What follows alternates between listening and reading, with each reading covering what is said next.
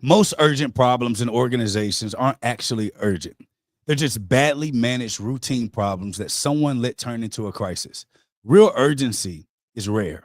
What we call urgency is usually just procrastination with a deadline. Welcome back to SPD 911. SPD 911 isn't just a show, it's your emergency response team for sterile processing. Having a diverse organization, people make the mistake in trying to make everyone the same. SPD911, we stand together. You're asking for a pay raise every year. Heard the stories, seen the tears, raw and real, we face the fight, supporting each other, night and daylight. Supporting each other, night and daylight. Welcome back to SPD 911. I am your host, Dr. Jake Taylor Jacobs, and this show is your emergency response show for all things sterile processing and peri-op. I am joined on this show by the illustrious Director of Compliance, our Director of Compliance, Sharon Green Golden, as well as our Director of Operations, Derek Jones. These two are the whiz kids that are on our residency giving game on all things SPD, and I'm here because this is Shane Green Golden Show and Derek Show. I'm just the extra host. Welcome back to the show team. How y'all doing today? I'm doing pretty good. I think I was coming down with a cold, but otherwise I'm okay. You know what? I thought I was catching a little bug too. What about you, DJ? Oh, I'm doing great. I'm doing great. I was going to say Miss Green Golden is too close to the holidays now. You got to fight through that now. Yeah, you know we need you now. You got to get it together. Yeah, gotta be ready. You out there? No, that's what's happening. What's happening, DJ, is she retired, so she didn't drop 30 pounds. She looking all cute. She want everybody to know how good she looking. That's what's going on. So she's swimming and coming up out the water like this. not putting covers on. She know it's cold out there. What's going on, Angela Russell? How's it going? Adorito Barbosa, good afternoon, brother. Welcome to the show. Y'all, we have a great show today. We're talking about fixing things that are broken. I'm excited about that because this is something that I think I have a different perspective, and I'm sure you guys will have different perspectives too. But typically in organizations all around the country, we're always dealing with this urgency thing, especially in healthcare. It seems like everything is always on fire, and it's hard to kind of push an organization forward. So before we get started, if you are not following the show, please go and follow SPD 911. Go follow it on podcast or Shopify or Spotify. Because if you don't, SGG gonna cry. Y'all want SGG to cry?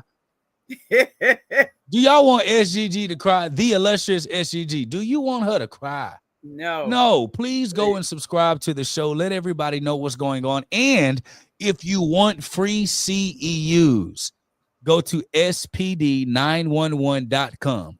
When you watch our show, whether it's live or a playback, and you answer one or two questions, you can earn CEUs every show. You can thank Sharon Green Golden and Lady D for that.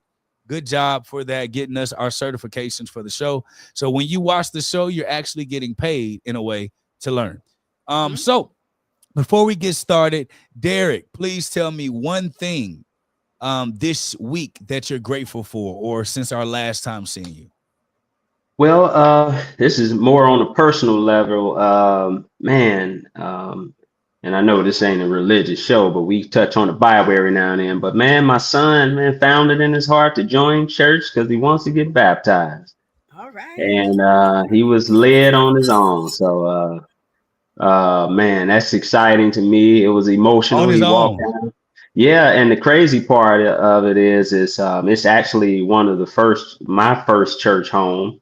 You know what I mean? I just took him by there on a humbug. He started liking it. So, man, he was moved, and I think that's pretty solid. It's pretty big. So 10 years old, man, he's a leader, and he has faith, and man, I'm excited for his new journey. Man, I'm just smiling right now because that's so good.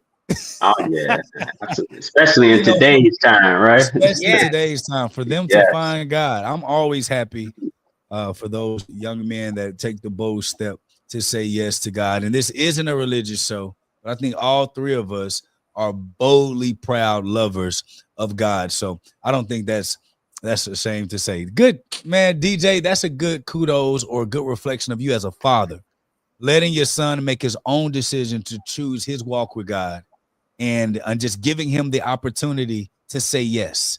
And that's a great thing. SGG, what about you? I don't know if you can top that, SGG. I probably can't, but I am grateful today because I have so many nephews and great nephews and family members that went back to work. They was kind of sad on Monday.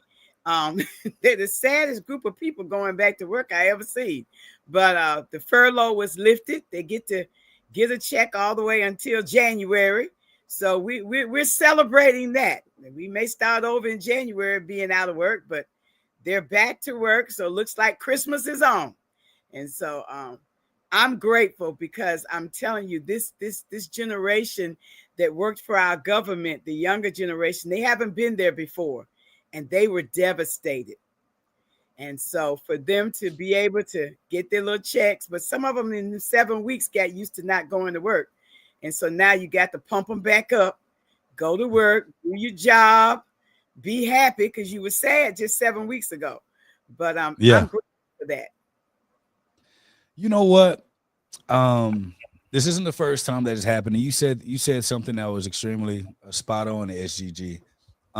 Things that we have never experienced seems like the world is shutting down. But for those that have experienced it, you understand how to navigate and weather the storm.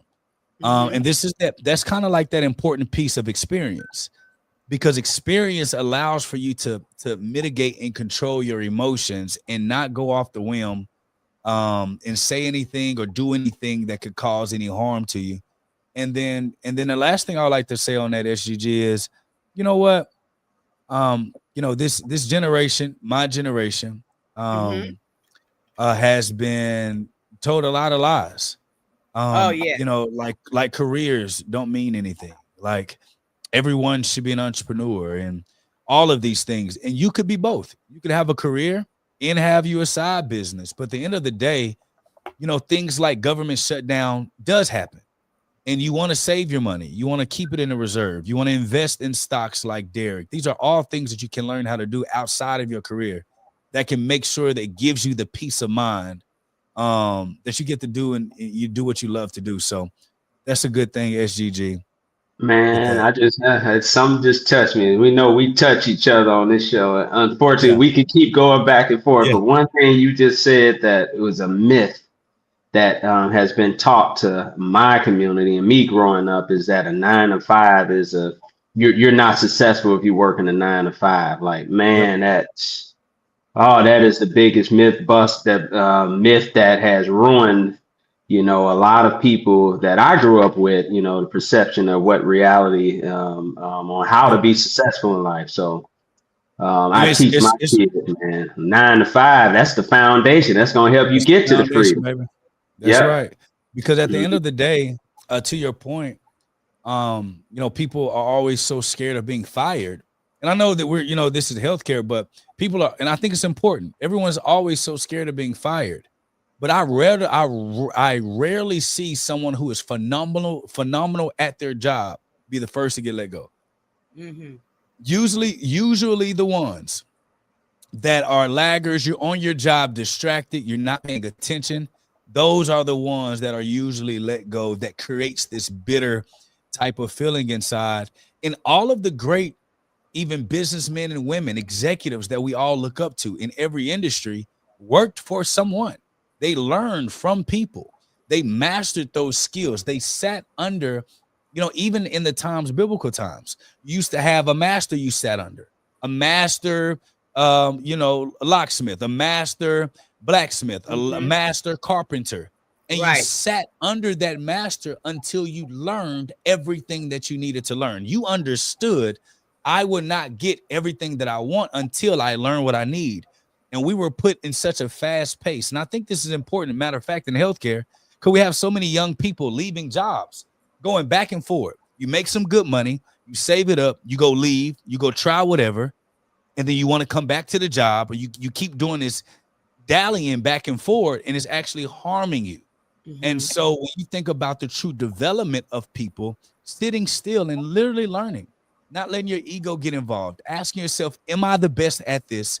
And not trying to rush to get somewhere. It's almost like we kind of spun the block around, where people were in a rush to get successful because back in the day they were dying at 35, right? But now we're living to 90. We're living past lupus. We're living past diabetes. We're living past cancer. We're living past blood disorders. We're living past ulcers. We're living past all of these things that used to kill us early. And before you hit 40, 45, you're still trying to figure out, you know, who you want to be in life. And so it's okay to sit somewhere. And I think that's important. So good point, SGG. You got me and DJ out here just going off the rails again. But this is your show, SGG. You know, you make us go. It's all good. But I think it's important because this is why AI and technology was even brought in. Because people stopped wanting to do the work. They stopped wanting to do the things that were right. And now we're complaining about the things that are replacing us when we're the cause of that replacement. So if you're young and you're listening right now, listen, having a career is okay. Building in a business is okay. Growing in an organization is okay. Climbing up the corporate ladder is okay. But also learning skills of growth is also acceptable too. You can learn how to invest your money. You can learn how to do other things on the side while you're still stabilizing your life, paying for your bills, taking care of your family, getting out of the rat race of trying to chase the next shiny object and focusing on your house and mastering your skills, especially in sterile processing, because it's the entryway to healthcare operations. And I know we're starting this show off hot, but this is the entryway to healthcare operations. In sterile processing, you get to work with so many partners inside, vendors, other businessmen, sales folk. And you can literally learn how to run an organization, a department, lead people from the art of sterile processing. So don't forget that. And let's get to the show. Y'all, listen, if you haven't watched the show before, this show is about real life scenarios that we either get through our community or all places all over the internet. And we let Sharon Green Golden and Derek Jones give us their take. So last show, I think we started with Derek. So Sharon Green Golden, we're going to start with you. Here's the situation. Okay. You ready? Yes. You ready? Okay. The situation is a sterilizer and a washer are constantly down. And leadership delays repairs due to budget.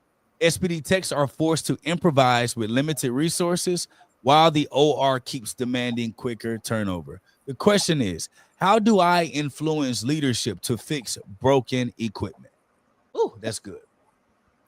Okay, I would hope that this particular question is coming from leadership, a manager, because a basic technician cannot fix this. It's a leader. Okay. So the way you influence, number one, is you bring your infection control preventalists down. You bring them down to the department and you all assess the situation according to how many cases have to be done. You have to have a plan. Now, I will tell you that most administration already knows that the machine is either old, antiquated, and or dying. And yes, they will put it on the budget for 5, 10, 12 years. But when you go to administration and you talk numbers and MONEY, they're able to think outside the box. Now, this is a secret. I'm going to tell everybody. Hospitals, especially, have an emergency budget that is sitting over in the cut for what is called an emergency. When you go to the C-suite with infection control and say, we cannot adequately perform sterilization processes because the machine is broken, and we're going to have to cancel cases via SPD. The ball game will change. You must go with facts and not fiction. You go and you let them know you got all these totals scheduled for this week. We're only going to be able to produce 2 of them. The other 3 you're going to have to cancel because number 1, you cannot quick turnover total joint instruments. That includes not just your knees, your hips, but your backs. So when you go with the numbers and the facts and you say, the machine is down, it's been down for a week now, we've been trying to make things work, we're backing ourselves up, they're going to have to either listen or you're going to have to, because we take care of the patient, say, I can't get these instruments processed. We can't clean fast, we can't process fast. Processing within itself, and Derek as the director of operations will come in and tell you, takes more than an hour. The machine that you got is down for more than an hour. You can't even put another load in. So the bottom line is, managers, you have to know, number 1, this is what you should know. How old is your machine? What is the lifespan of your machine? You should be buddies with your repairman. The last time he came and checked it out, what did he write in the repair notes? Did he say, this is end of life? Did he tell you that we no longer can get the parts for this particular machine? And if we can get parts, it takes a month. Some machines, most of the machines are made out of this country. I worked for a company where the machines were made in Poland. Well, they have to put them parts on a boat and ship them to you. You can't get them even fast. But if you're on system, if you have system 10 and they have system 22, they're not even making parts for system 10 anymore because they want you to buy a new machine. I'm not telling you all something somebody told me. This is what I know, real facts. I went into a hospital telling them the machines you have are dying because we run them all day, every day. They're dying. We have too much work for the machines we have. Therefore, when the machine dies, we're out of business. We can only do the trays that we have to do for emergent cases. C-suite found the money, which was never lost, but they had to pull it from that emergency budget. And I talked to them about go get it from the emergency budget, because when SPD is down, you down. We'll be down here smiling and we'll have trays piled up ready to go, but we can't process them. At the end of the day, you impact a patient's surgery. You have the capability of impacting a patient's life, and it's not good for the 6 o'clock news. Go ahead, Derek. That's a mic drop. I can't add to that. I can't take away. I won't even rebut. But I guess all I can say is the key. What you mentioned is developing a solid relationship with your infection prevention team, so that you can have that support. To go in to have those discussions about how this failure in the equipment is compromising patient safety and us being able to complete our task. So, man, you taught me something new about this emergency fund, huh? Yes, they have emergency funds. They do. Right. Or emergencies. They do. It's a contingency. They have to, because when things happen, in order to maintain, they have to be able to maintain. Yes. Now, they don't want to use the emergency money, and they will hem and haw, and they'll walk around and try to see what can we do. But there comes a point when you have to stand up and say, we can't do anything else. We cannot. And I think they do understand that employees have loose lips, and people will start telling the community, this is what we're doing. We can't even do our trades no more. People go and talk, and they don't want that out into the community. That's not good for business. But what I want to say as a manager, it is your job to know your machine, number 1. I knew how old my machines were. I knew the lifespan.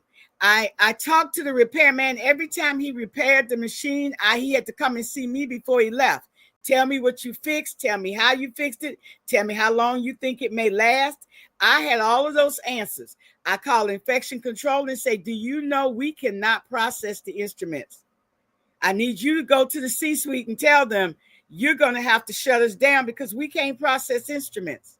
Because when they hear it from infection control, it's a different sound. And infection control calls me in with the facts. This machine was made in 1935. Y'all have got all your money's worth and somebody else's money. It's time to replace it. And this is the bottom line. These machines are not sitting on the corner waiting to be bought. You have to order it. It has to be put together. It has to be shipped to you. This is a long trip. How many cases do you all want to cancel? Is the question.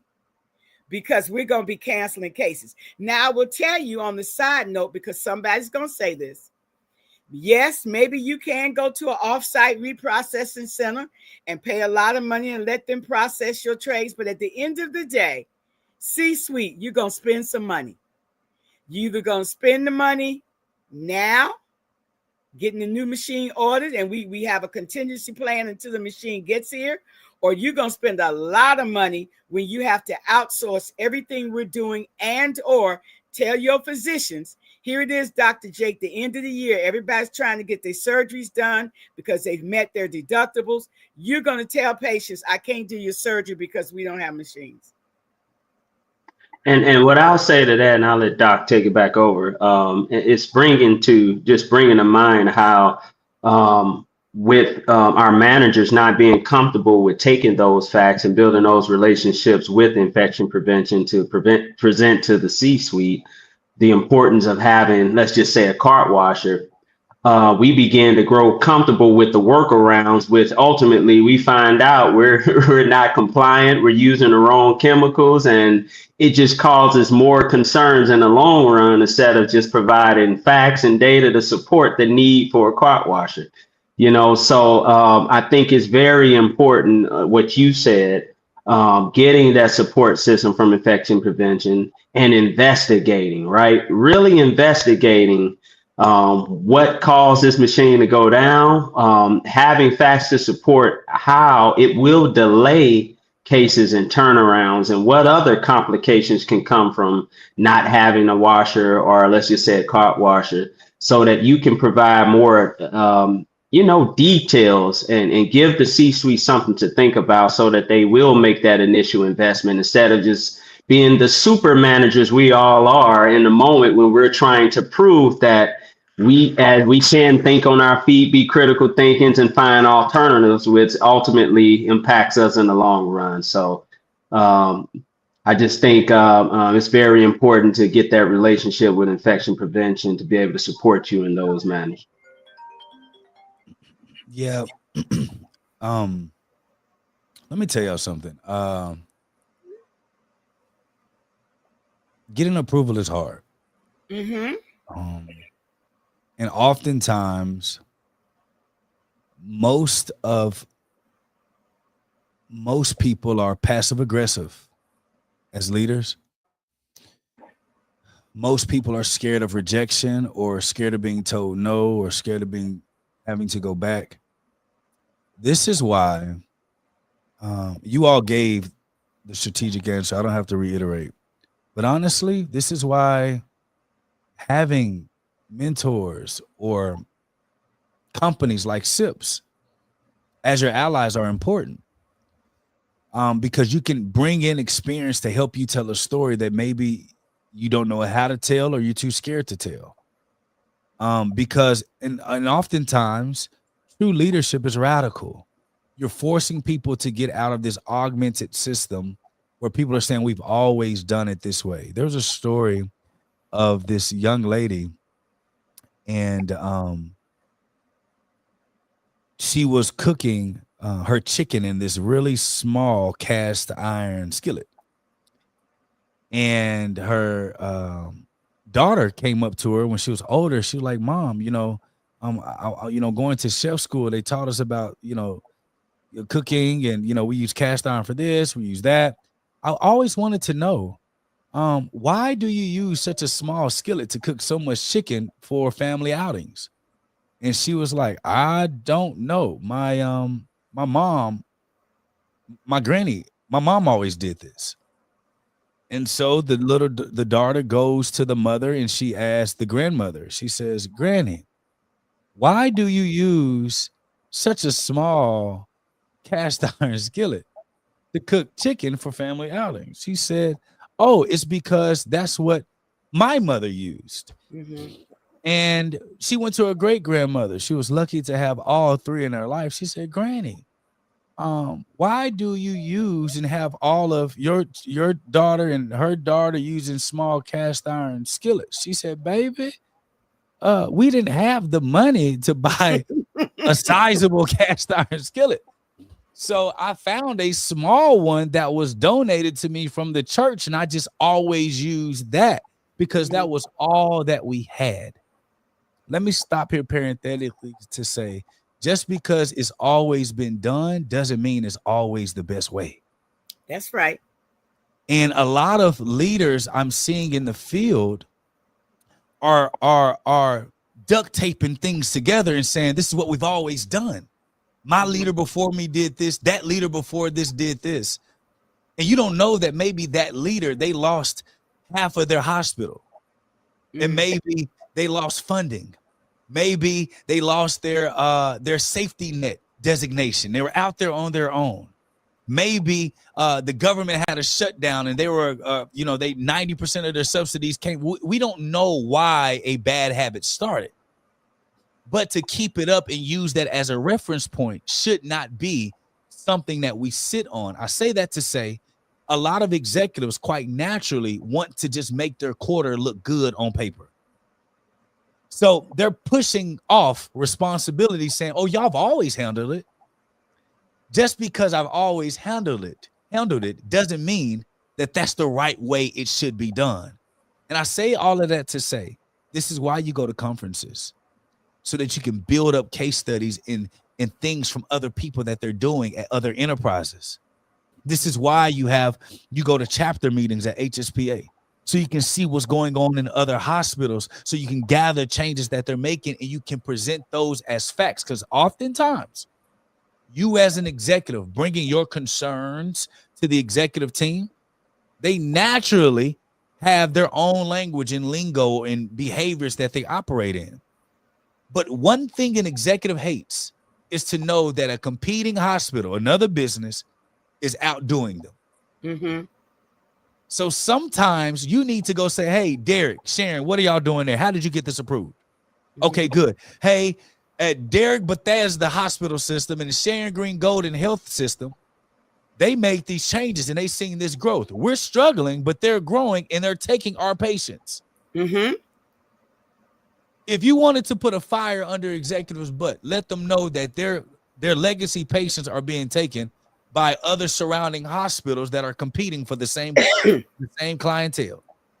That's right. So sometimes you just have to find different ways to say the same thing. If one way don't work, try another way. If that way didn't work, try another way. If that way doesn't work, try another way. But if you truly believe in order for you to be assessed, to do your job well, you need specific things. Don't stop at no. Find another way to get through the door. That's what my daddy used to say. Son, don't stop at no. Find another way to get through the door. And you see Santa Claus come through the chimney. So sometimes you got to find a way to do that. SGG, what you think about that?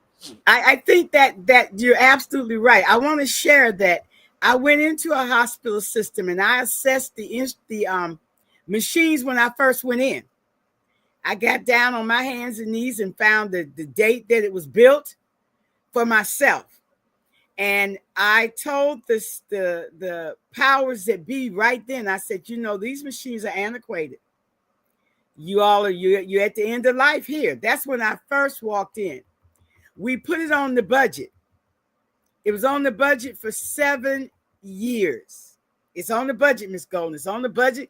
It's on the budget. And they'll do that to set you up. They'll do that to set you up. It's on the budget line. It's in the budget. And we tacking, we got duct tape holding pieces together, and we praying over the machine, and we doing all kinds of things. The last time machine number 1 said, I'm not working no more, I went to infection control and said, the repairman says this one's done. There's nothing else they can do. It's done. And we can no longer keep up with the cases. Infection control and I went to the C-suite, VPs and the president, and said, this machine is done. Since I had an audience, and I understand everybody's not me, but since I had an audience, I went ahead and said, and machine 1 is talking to machine 2. They came together. And machine 2 don't want to stay if machine 1 leave. So I want you to know you can get 1, but 2 is following a close behind. It's going to die. And my point to the C-suite looking at them was, I am on record 7 years ago. I told you this day would come if we didn't go ahead and replace them. Now you're up against the wall and we have to replace the machines. There's no hospital in proximity where we can do the exchange of instrument processing. Our closest hospital is at least an hour and a half drive away. That's if nobody's on the highway. You've got to do this. They did order the machine. We got the last machine of that series ever being made in the country of Poland. They had to fix it, put it on the ship it in. And as they were shipping that one, machine number 2 said, I'm not going to work. As soon as you get 1, I'm going to stop. And it did. Bottom line, you have to know your audience is not just your employees. That's right. Your audience is your equipment. Yeah. You have to know your equipment. I'm sorry, you've got to go and do the research. When did this washer come? When did this cart washer get here? How long have we had this ultrasonic? You have to be able to talk with facts to the people that hold the money to say, SPD that has to turn over the instruments for these 140 cases you want to do a day will not be able to function with machines that are dying. Every week, we get 1 machine up, 1 machine down, 1 machine up, 1 machine down. They eventually, with infection control, saying this isn't good because every time a machine is down, we have to re-verify that it's working.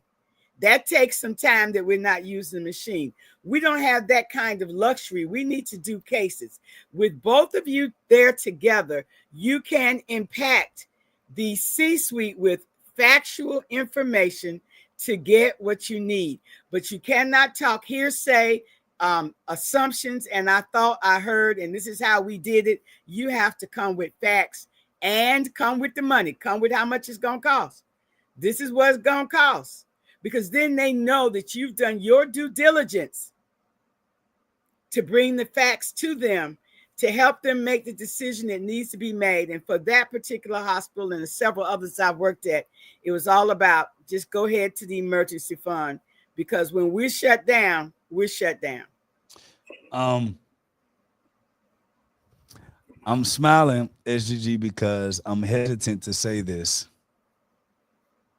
but you know I like living on the edge.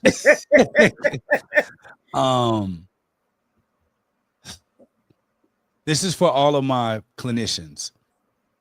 This is for all of my tacticians. This is for all of my people that have a heart for patients. I have to give you the real on business. You ever wonder why does leadership move so slow? You ever wonder why does it take months to approve anything?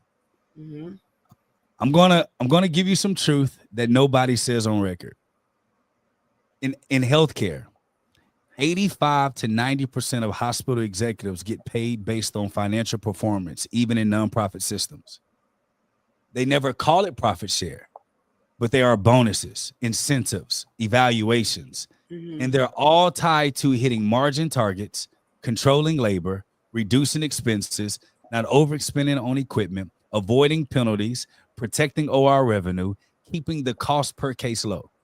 So when you come to them with a new idea, with a new system, a new technology, or even staffing asks, they're not just hearing the request, they're calculating the risk to their bonus. That's why approvals feel slow. not because they don't care, not because they don't believe in the department, not because they don't see the problem. It's because the majority of executives have compensation tied directly to financial stewardship. And anything that touches budget, cost, or risk makes them move cautiously, even if the solution would fix everything that you're complaining about. And here's the irony. It's a tough take. The same metrics that make them slow to approve are the same metrics your solution would actually improve. But unless you speak to the part of their job that their compensation depends on, your request just feels like liability and a child asking for more things. This is why communication matters. This is why language matters. And this is why the people on the front lines, you all are always frustrated. Executives aren't slow because they don't care. They're slow because their money is tied to financial stability. So you got to show them how your solution protects the margin, improves the margins, or reduces the risk behind the margin. When you do that, I guarantee you'll get better, faster approval rates. That's just the truth. They don't want to hear it's safe for the patient. Yes. They don't want to hear the hospital will do great, because a lot of the executives that are there, they already know they're doing max 2 terms at the hospital. They're doing presidential terms, 8 years, they out to another bigger facility. Or somebody's going to give them a better performance margins or performance bucket. So here's the truth. If you want to get something done, leave the sob stories at home or at church where it matters.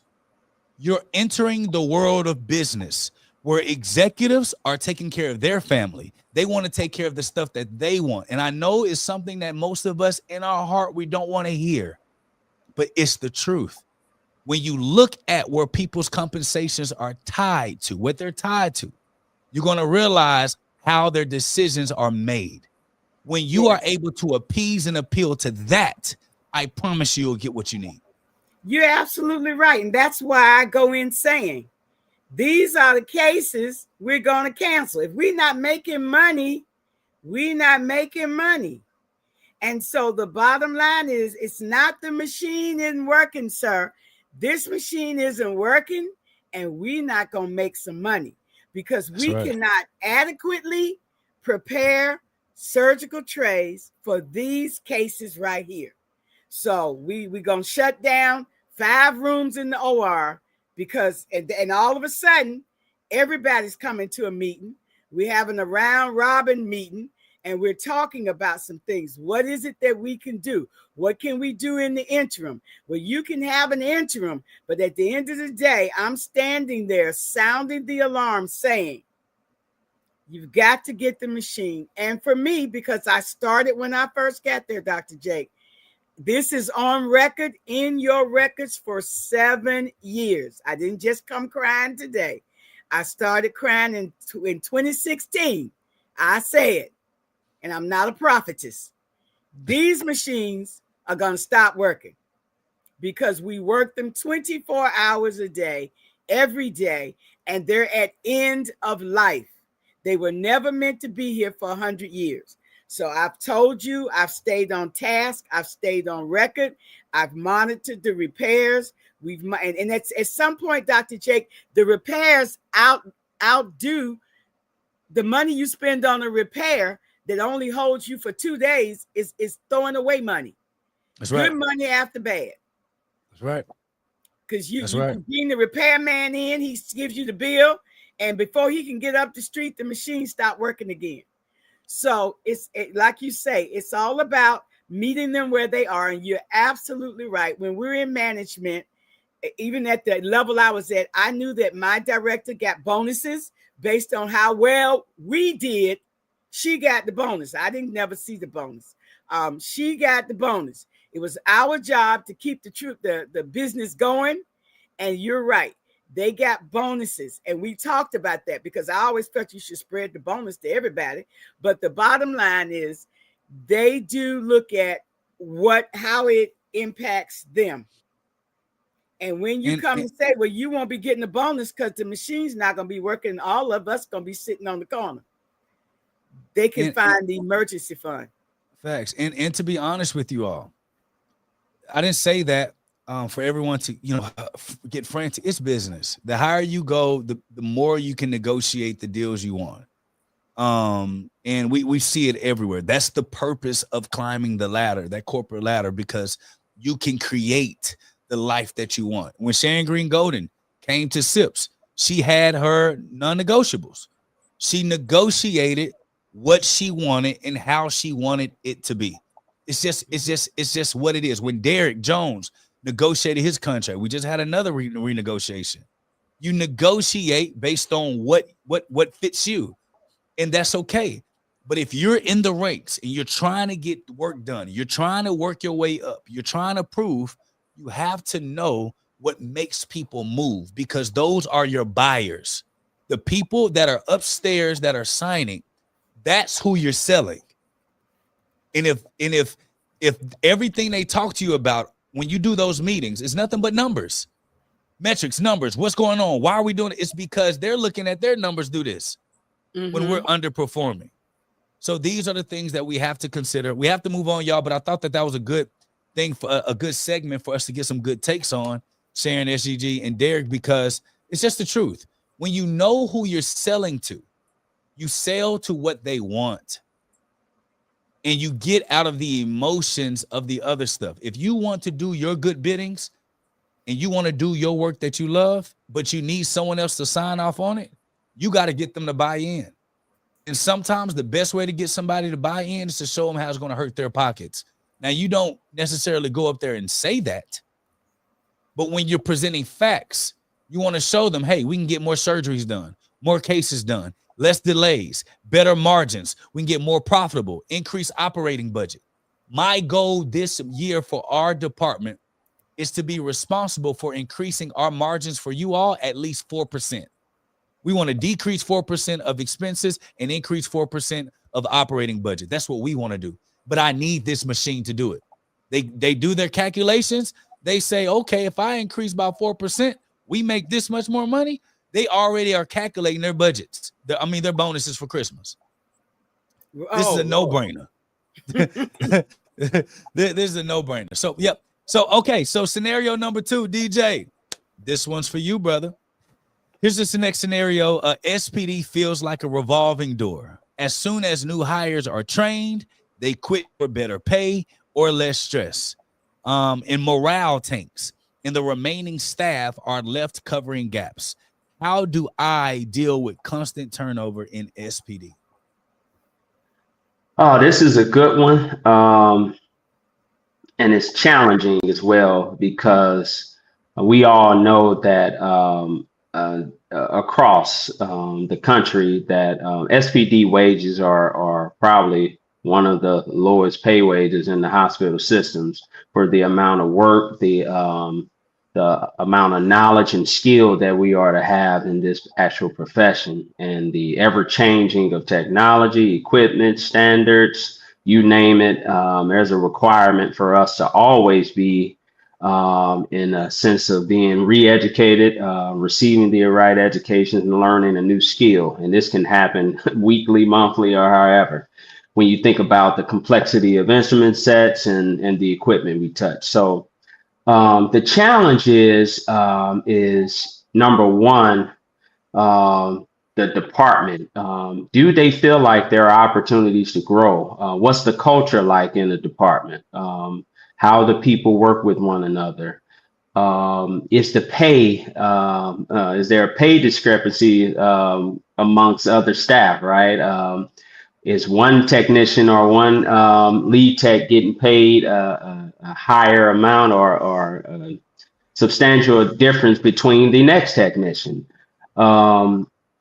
And quite often, most people that enter SPD training course at school really don't understand what they're getting into, because working in the classroom setting and getting out into the real field of the profession are two different ideals or perceptions of what it takes to be a successful technician. So the challenge is, or is the position being promoted and advertised the correct way, or is it being displayed in the right light or as accurate as possible? So we get turnovers. We get people who would start, take a job in SPD, and then they'll resign after they see, hey, I got 800 trays in decontam, or I'm required to clean bloody instruments. Well, in class, the trays may not have had this amount of blood on them, but in the real world, you begin to notice what reality looks like. So what I've done to support in my time and to help with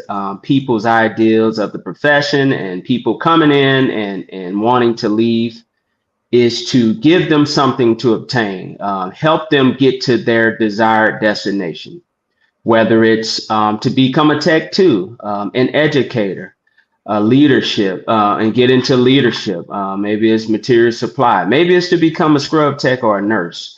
In order to attract good talent and get people to work for you, you have to give them something that you can support them into obtaining as well. Whether it's in higher salary. Hey, I desire to make more money. Hey, I'm starting at $15 an hour, but I desire to make $22 an hour. Okay, as a leader, it's my responsibility to say, here are some of the things you can do.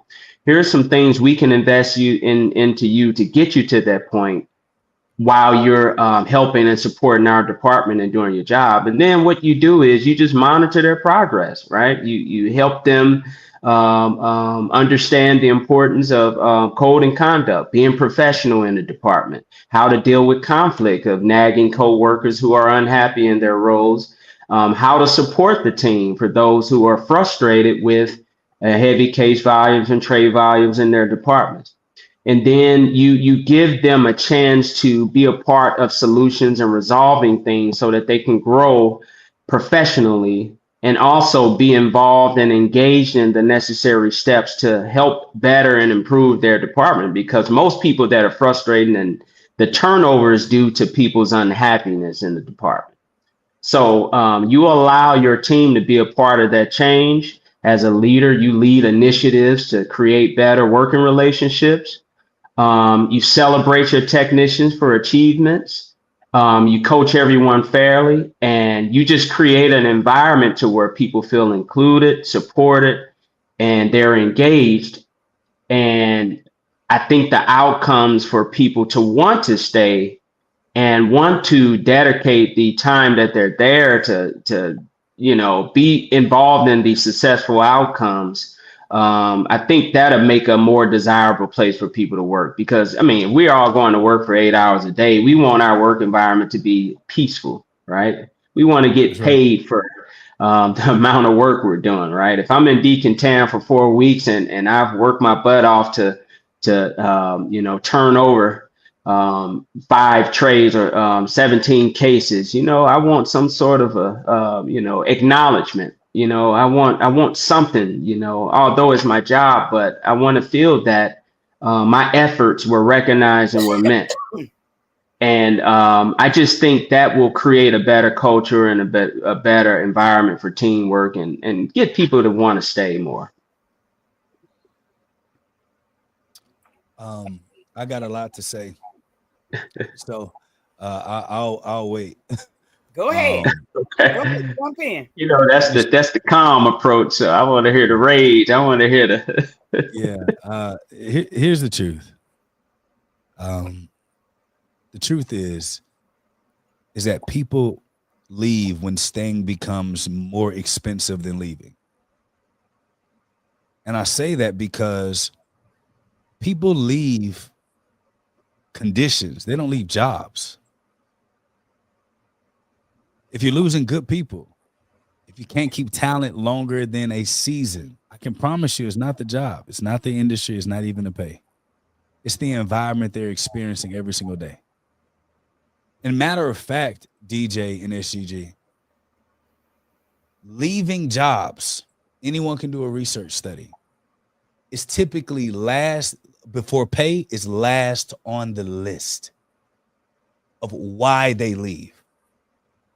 Disrespecting another human being that's a grown man or woman, they got children, that's a grandmother, that's a reason. But it's all these little chips making me feel like I have no value. Me having a ceiling and me seeing a ceiling, not because of my ability, me seeing a ceiling because of because you don't want me to grow anymore, or because of your insecurities. People leave when leadership fails to lead. People leave toxic cultures. People leave when they feel invisible. People leave because of burnout, and it gives them anxiety. They can't sleep at night. They're tossing and turning. They're tearing up their household. They're having anxiety attacks for going to work because of the people that they're dealing with. People leave because of that. And the most demoralizing thing is when you have a toxic environment and you try to fix it with a pizza party or motivational posters. That's why people leave. You see so many people that don't, I can guarantee you, if y'all don't remember SGG's story, the hospital that she went to offered her several times. She was comfortable. She had friends. She had relationships. She had a thing. In her hospital, didn't even have to match what their offer was. That's right. They just needed to give her an inch to let them know, hey, SGG, we value you being here. That's right. SGG can be anywhere in the world working for any company. SGG doesn't move because of what people can offer and pay. She moves on who can I connect with? Who do I feel myself locked in with? Who do I feel safest with my stress levels? Right. Right. Derek, you could be anywhere. You say, no, I want to be in an environment that's progressively moving forward. I want to be in an environment where my thoughts and my ideas matter. That if I say something, we at least try it. Yes. That's why people leave. Yes. Yes. You're right. You're right. And as a manager, one of the things I have to balance is being fair and being able to motivate my staff to want to stay. I will say that in the 7 years that I worked at one place, I lost very few people. They stayed. They were engaged. Talk about it. They were engaged because this is the point. They knew that, number one, I stood for right. Number two, I had their back. If they're doing it right, they didn't have to wonder, was I up there looking crazy and not saying anything? I was going to defend the process. Number three, I encouraged my staff to grow. I would bring them in and say, Derek, I see potential in you. This is what you can, the ceiling is not as high as you can go. I had SPD techs. I've had several who have gone from SPD techs to CSTs to first assistants to nurses. I encourage that growth. All I would ever say, Dr. Jake, is listen, knowledge is power and you need experience. Give me 2.5 years in this spot right here. And then let's grow. Let's go. But give me 2.5 years. I need you to know something before you go flying off to another job, another career. The ones that became CSTs, 2.5 years is what it takes for you to learn instruments.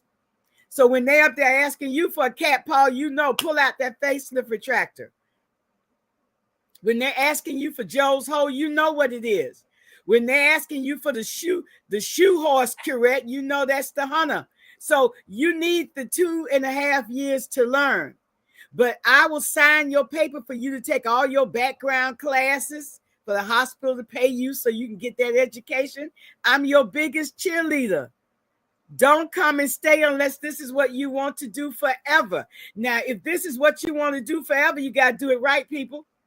You got to do it right. I'm going to need for you to go get some more certifications. You can't just stay here as a CRCST. I need you to learn something else. But if you listen to me, I see your potential.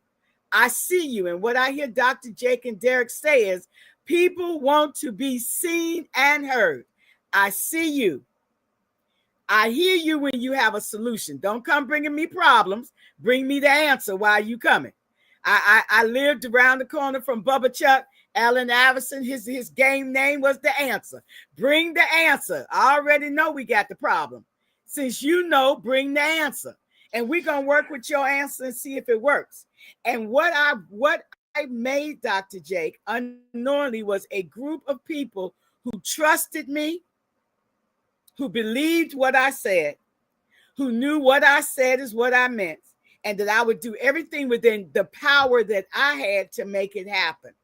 And they were willing to look at the whole picture and say, the grass looks greener over there, but I know what's going on over here.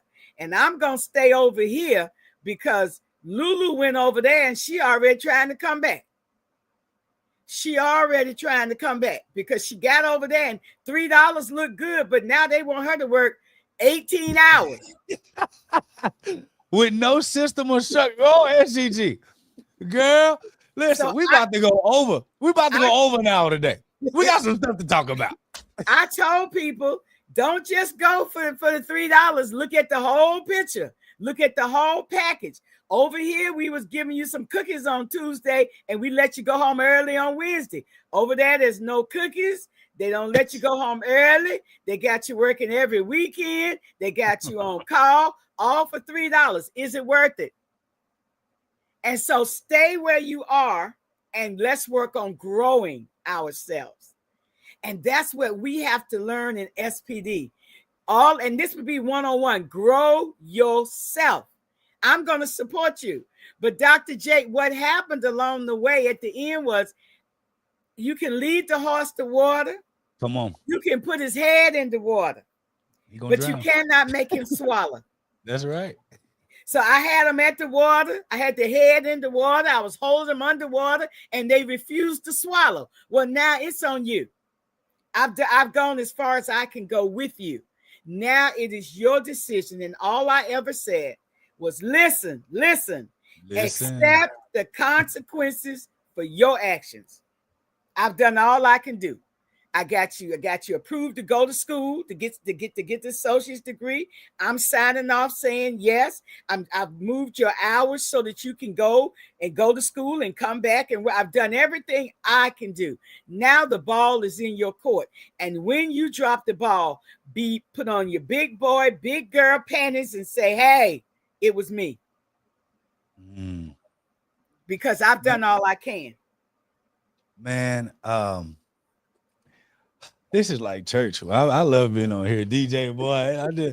Because when I start rocking like this, just know my favorite book has popped up in my head. I got a favorite book. Another one. It's called Proverbs. Okay. And there's a chapter in it, 29. And when you said you told them stay here 2 years. Now, y'all, this is a preaching segment by Dr. Jake. Right. I guess we're gonna have when you said to stay here for 2 years, you know what you gave them? Direction and vision. Yes. See, my favorite book, Proverbs 29:18, it says, where there is no vision, yes, the people shall perish. Vision isn't goals or dreams. It means divine guidance, clarity, direction, prophetic or instruction in general. Perish doesn't mean to die. It means it becomes unrestrained, chaotic, undisciplined, directionless. So when people lack direction, structure, or clear leadership, they drift, break discipline, and the whole system falls apart. This is, so if you wanted to know the answer, sir, ma'am, who sent this submission in, and you're dealing with this turnover. I have people that have been with me, SGG, for nearly a decade. We've been through ups and downs. I've had my share of ups and downs. We've been through everything, right? We've had tiffs, but one thing each and every one of my leaders that have been with me nearly a decade, what they know is that I give them vision. I give them direction, and I show them who could they be if they let me just help them get there.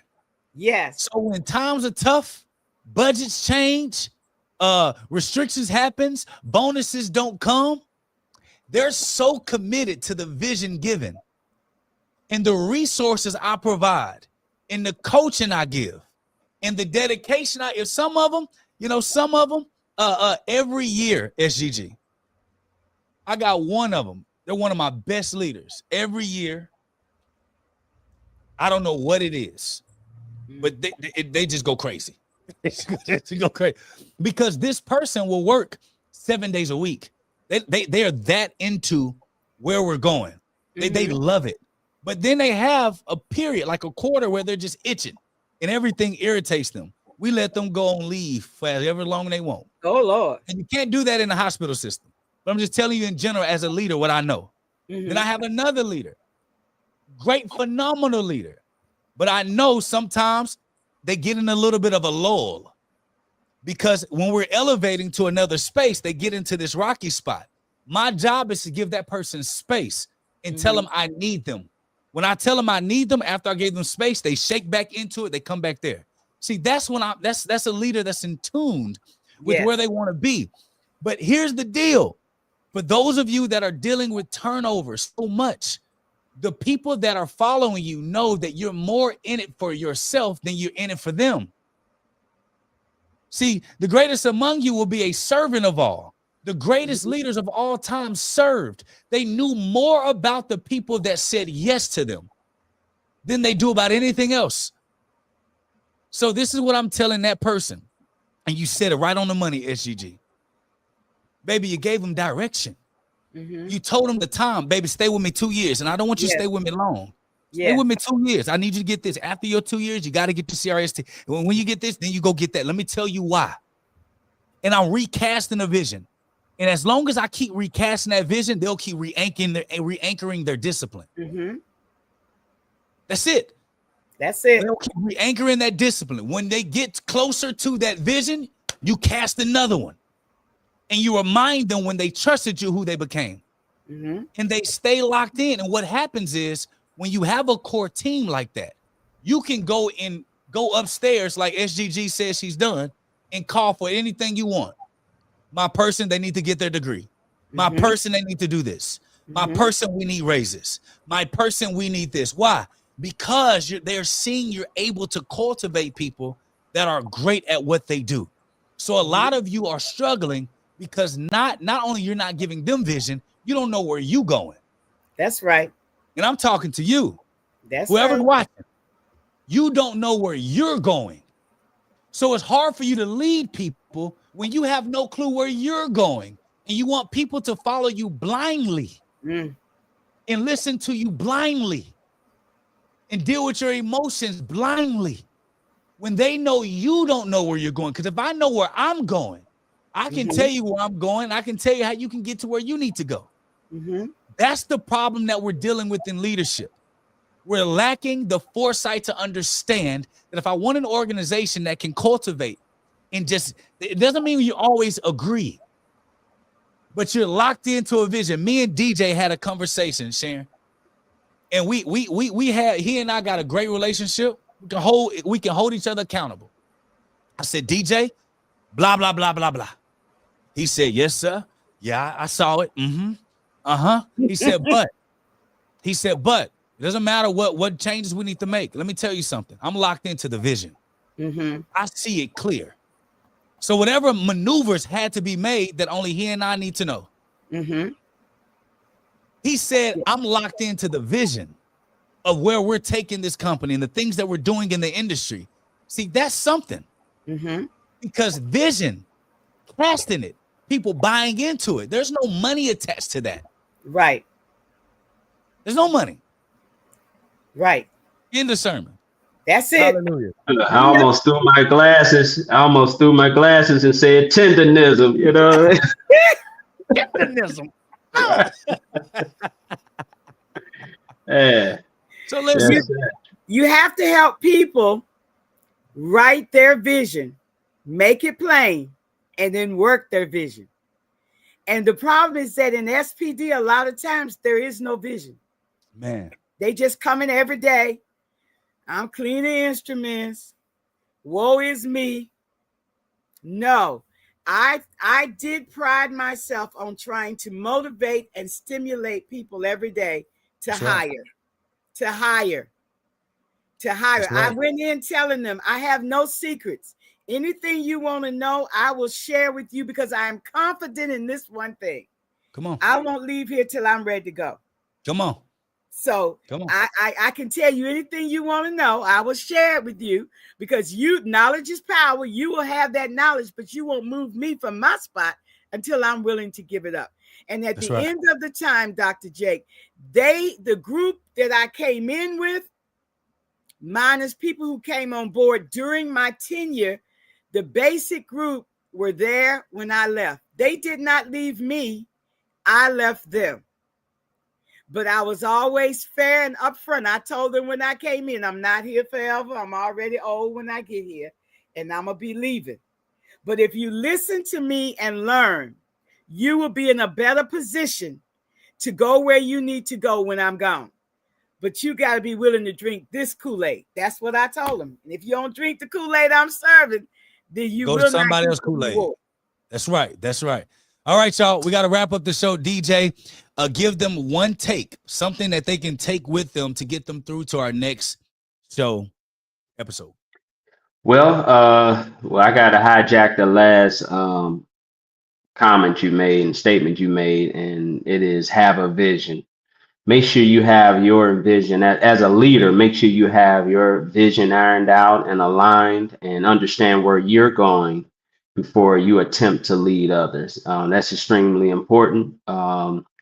If they see that you believe in the mission and the vision of the organization and or the leadership that you're working for, then it'll be easy to get that engagement and buy-in for your direct reports and the people that work directly for you. So make sure you have a vision, a mission that you can speak, and be comfortable with stating so that you can get that engagement from your teams.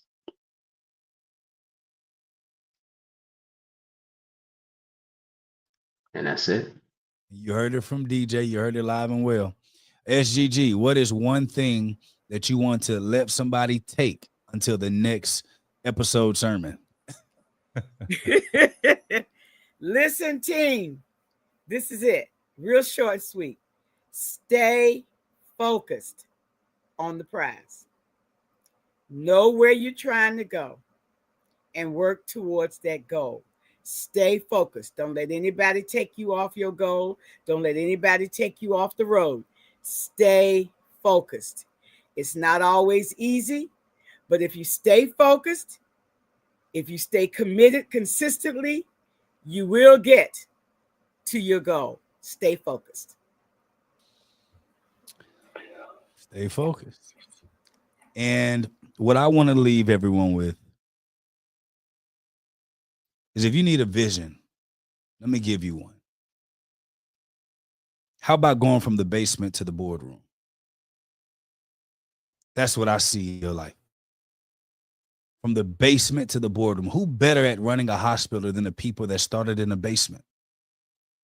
Who better to understand what's needed to understand what patients need from the people that started from the basement? Yes. Do you have to get more schooling? Yes. Do you have to get educated? Yes. Do you need to get your degrees? Yes. But why not you? Why not you? Why can't you run a hospital? Why can't you be an executive of a healthcare consulting company? Why can't you become a subject matter expert traveling all around the world, pushing the initiative of this space? Not just participating in local meetings. I'm talking about really having a voice that is heard in a pen that can sign what you need. Don't settle for being an influencer. Become the signer of your dreams, the signer of your faith, the signer of your belief, the signer of who you want to become, and the signer of the life you desire to have. But it starts with you making the decision that I'm going to do whatever it takes to go from the basement to the boardroom. And I'm not going to let any obstacles in my way, anyone in my way or any obstacles stop me from getting there. So if you need something to hang on to from now to the end of the year, ask yourself, why not me? Go look in the mirror and ask yourself, why not me? Why can't I be in the boardrooms advocating for these patients? Why can't I be in the boardrooms advocating to make sure that vendors do right by the departments in the hospital? Why not you? And our goal for Sips Healthcare is to raise up a new group of healthcare operators that came from sterile processing that's changing healthcare for the future that our children, our grandchildren will grow up in. So this is your journey. It starts now, from the basement to the boardroom. Your job is to take as many people on that journey with you. That's my take. Y'all, this is SPD911, your emergency line for getting through the hardest job in the world, which is helping to save lives. We hope that this show not only changes you, but it helps you understand who you're supposed to be and who you called to be. There's no reason, there's no just chance that you're in the space that you're in. You have greats like SGG and others that have made strives to change and create opportunities that never existed 30 years ago. So the question that I have for you is, what opportunities will you create that didn't exist today, 30 years from now? This is SPD911, and we'll see you next time. SPD911 isn't just a show, it's your emergency response team for sterile processing. Having a diverse organization, people make the mistake in trying to make everyone the same. SPD911, we stand together. You're asking for a pay raise every year. Heard the stories, seen the tears.